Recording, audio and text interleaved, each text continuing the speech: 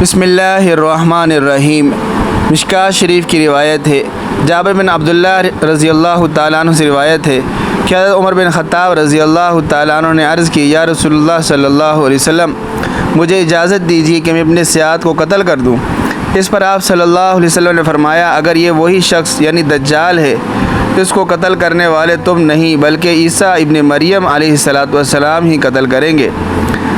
اور اگر یہ شخص نہیں ہے تو تمہیں ذمیوں میں سے ایک آدمی کو قتل کر دینے کا کوئی حق نہیں۔ احادیث سے معلوم ہوتا ہے کہ جب اس عظیم ترین فتنے کا ظہور قریب ہوگا تو جس طرح انبیاء علیہ السلام کے ظہور سے پہلے برکات کا ظہور شروع ہو جاتا ہے، اسی طرح اس فتنے سے پہلے برکات کا خاتمہ شروع ہو جائے گا۔ اگر احادیث نے دجال کی عجوبہ نمائیوں کا راز فاش نہ کر دیا ہوتا تو آج بہت سے ضعیف الایمان تردد میں پڑ جاتے،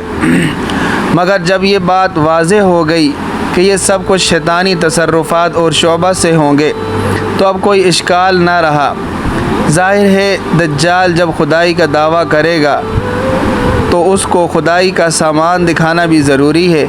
اس لیے کہ اس کے ساتھ جنت اور دوزخ کا ہونا بھی ضروری ہے اور مردے زندہ کرنے کا دعویٰ بھی ضروری ہے، مگر حدیث کہتی ہے کہ یہ سب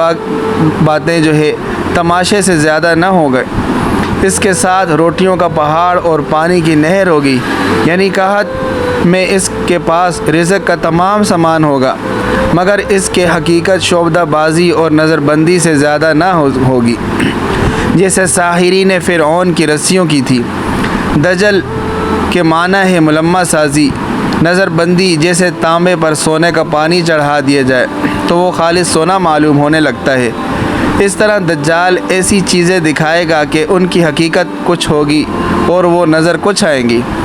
ان کی صورت اور حقیقت اور ظاہر و باطن میں زمین و آسمان کا فرق ہوگا۔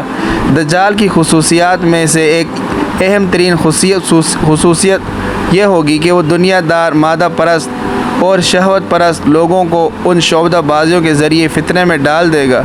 کیونکہ حرام و حلال میں انہیں تمیز نہیں ہوتی اور عیش و عشرت کے لیے وہ شیطان کے ساتھ بھی لین دین کرنے کے لیے تیار ہو جاتے ہیں۔ سود خور یہود کے پاس آج بے شمار دولت ہے، انہوں نے اپنے مالیاتی نظام کے تحت غریب ملکوں کو ورلڈ بینک اور IMF وغیرہ کے ذریعے اپنی خونی پنجوں میں جکڑ رکھا ہے۔ ان کا مسیح دجال قوت و دولت کی پرستش کا سب سے بڑا دعوے دار ہے۔ احادیث میں صاف موجود ہے کہ دجال خود یہودی النسل ہوگا اور اس کے متبعین بھی سب یہودی ہوں گے، اور من حیث القوم وہی اس پر ایمان لائیں گے۔ یہودی مملکت کا قیام اور ان کا ایک مرکز پر جمع ہونا